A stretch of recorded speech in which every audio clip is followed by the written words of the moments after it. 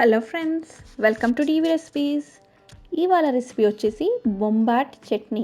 ఇది దోశలోకి అలా చట్నీ స్ప్రెడ్ చేసుకొని తిన్నా బాగుంటుంది, లేకుంటే సైడ్కి అలా చట్నీ వేసుకొని తిన్నా కూడా చాలా బాగుంటుంది. ఎప్పుడు రొటీన్గా తినే కొబ్బరి చట్నీ కాకుండా ఒక్కసారి ఇలా ఈ చట్నీ ట్రై చేయండి.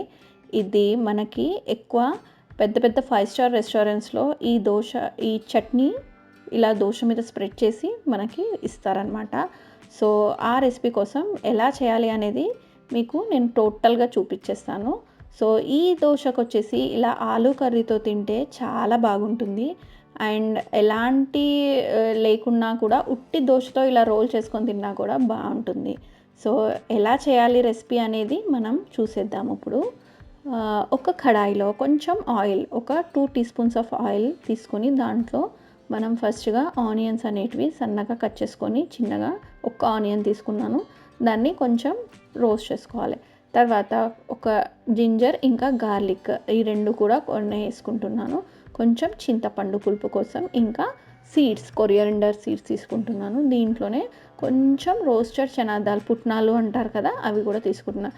ఇవన్నీ కూడా మంచిగా ఫ్రై చేసుకొని కరివేపాకు, కొత్తిమీర, అంతే. చాలా సింపుల్గా అయిపోయింది కదా. ఇంతే, ఇది వేసేసుకొని పక్కకు పెట్టేసుకోవాలి. మనము ఇది కొంచెం చల్లార్చుకొని ఇవ్వాలి కొంచెం అయ్యాక. సో చల్లారాక మనం ఒక బ్లెండర్ జార్లోకి ఇది అంతా కూడా మనం ట్రాన్స్ఫర్ చేసేసుకోవాలి. సో చాలా సింపుల్ రెసిపీ, ఈజీగా అయిపోతుంది. రొటీన్ కొబ్బరి చట్నీ కాకుండా ఒక్కసారి ఇలా చేయండి. సో ఇలా హాట్ వాటర్లో నేను ముందుగానే సోక్ చేసుకున్న మిర్చీస్ మీ స్పైస్కి తగ్గట్టు తీసుకోండి. తర్వాత వాటర్ అనేది కొంచెం ఇవే వాటర్ యాడ్ చేస్తున్నాను.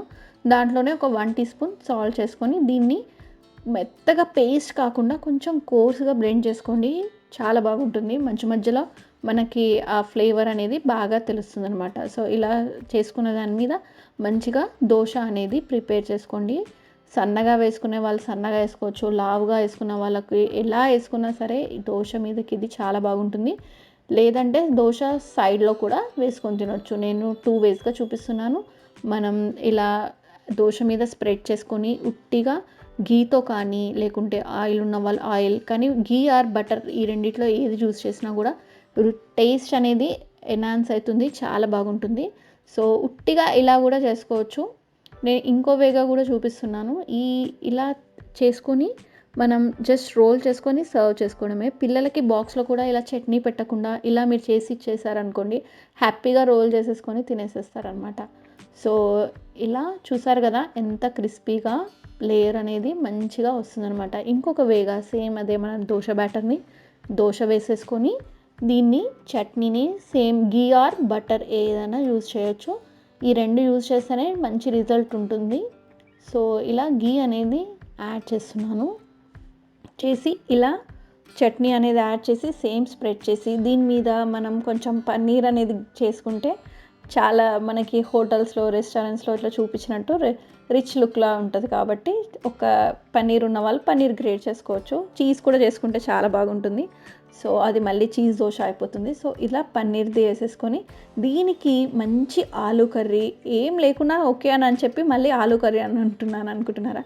అలా ఏం లేదు. ఆలూ కర్రీ నేను చేసుకున్నాను. మీకు ఇష్టం ఉంటే మీరు కూడా చేసుకొని తినొచ్చు.